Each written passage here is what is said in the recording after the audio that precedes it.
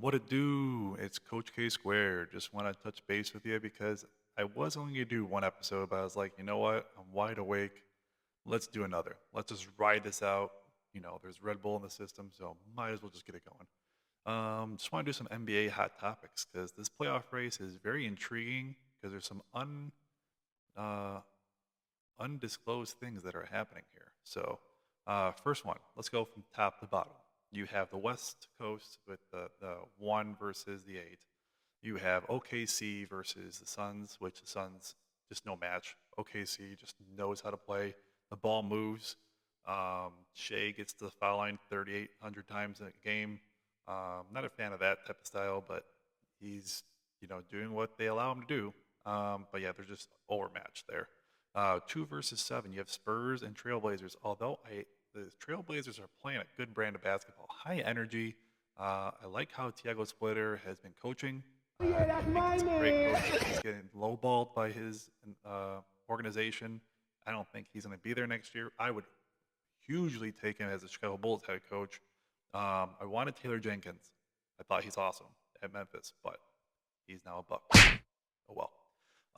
But yeah, Spurs are just going to run away with that one, and Wemby is a different breed, different alien-esque type of person. He's awesome.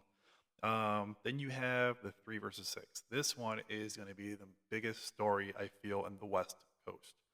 Reason being is because all the altercation that happened between Jokic and Jaden McDaniels, the whole situation where you're up hugely, you don't need a score, you go fast break and you go late up to go up an additional 2 points. There's an unwritten rule between hoopers that say you really shouldn't do that. Maybe you do that when to a rival who you won't see again, but by doing that to a team that you're going to see in 2 days might not be the smartest thing. You saw emotion out of Nikola Jokic that you haven't seen since someone pushed him in the back. So, in my opinion, just my opinion, I think that alone is going to piss off the Nuggets and motivate them to make sure this goes Game 7. If the Nuggets get Game 7, it's over. The Timberwolves are not going to win this game, I feel. I think that they're riding emotion and playing for Dante DiVincenzo and playing for Anthony Edwards. I feel bad for them. They're two awesome dudes. I like watching them play. But I think that there's emotion there, and that Jaden McDaniels made a boo-boo more than anything to help motivate the other side. So I would not be shocked if the Nuggets came out and ran off 3 straight. Then you have the 4 versus the 5. This one I didn't see coming. I'm not gonna lie. I'm not a huge LeBron James fan. Everyone knows me about that. I respect him. He's an awesome athlete. He is a top 4 player in my opinion all time, maybe 3. Not hating on him, but the top 2 people are above me on either side. Michael Jordan and Kobe Bryant. They are 2 different type of alphas. You don't see them wincing off in pain. You don't see them carted off for a cramp. You do not see them. Kobe Bryant went to the foul line with a torn Achilles and made sure he shot the free throw. It's just a different breed. You saw all the fouls that happened in the 90s with Michael Jordan. I know I can go on for days about this topic, which we will discuss, but just a different breed. I digress. But for the Lakers versus the Rockets, the Lakers are playing an awesome brand of basketball. I have to give credit where credit's due. With Luka being out and you have Austin Reeves out, that ball is moving. There's energy in the ball, and you see that Marcus Smart elevated his game. You see Jackson Hayes is energized, running to the rim. He's doing more little things, hustle points. You have DeAndre Ayton, who's DeAndre Ayton. He's just doing his thing that's minimal, but doing it. And then you have Luke Kennard is just floor spacing and also making some good dives. I'm not gonna lie, he's passing better than I've seen him play in a long time. So this team is scary, but when Luca and Austin come back, that coach JJ Redick has some interesting job ahead of him. How do you manage those minutes? That's not something I would want to have. I mean, it's a good problem to have that much talent, but they're playing at extremely high level, and that is why Kevin Durant is injured. Um, Maybe he's not. I'm just joking, but he has 17 burner accounts anyways, so what else could be false? Um, all right, on the way to the East, 1 versus 8. You have plenty of leeway there, but 1 versus 8 should be done deal. You should not lose to an 8 seed, which is really what's happening with the Orlando Magic right now. Excuse me. And yeah, Detroit are puppies. I knew that they were not legit contenders. I've said this. I have the receipts in different messaging softwares. I didn't believe they'd get past second round for sure.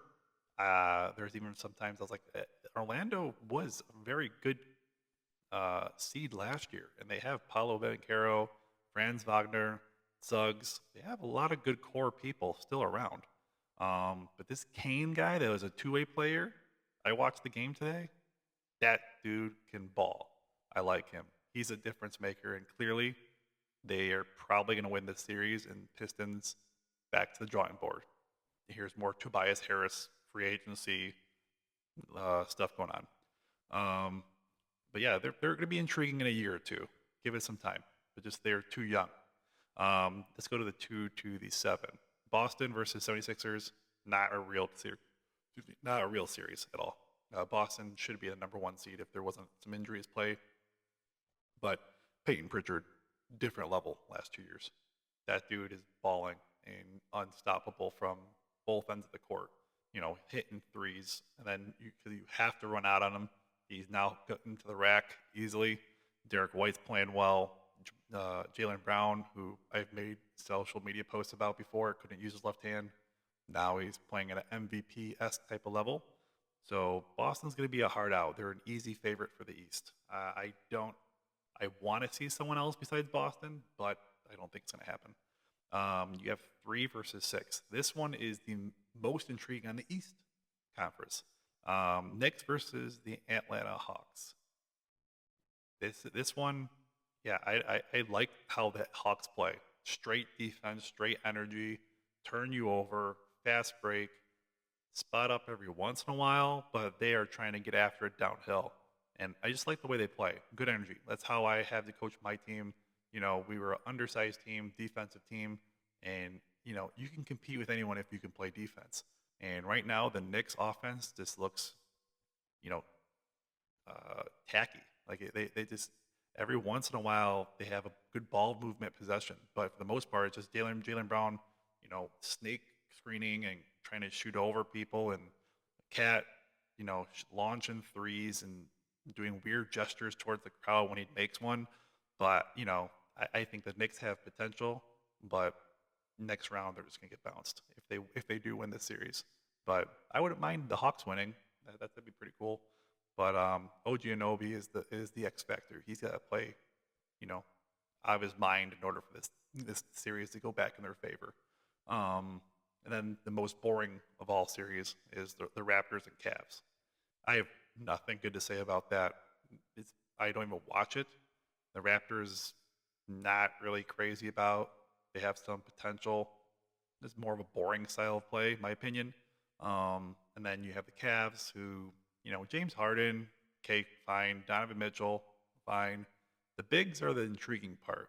But I don't know. Since they acquired James Harden, there's less energy, it feels like. The ball doesn't move as much. So who do I think is going to be going through? I would probably say the East is most likely to come down to Boston and Boston. Yeah. West is more open. I'm a huge believer in the Nuggets. I know some people call me crazy, but I think that the hardest opponent for them is the Timberwolves because they're so young. And then if they do get to the next stage, they're the 3 seed, so they have to play the 2 seed with the Spurs. I actually like the Nuggets in that series too.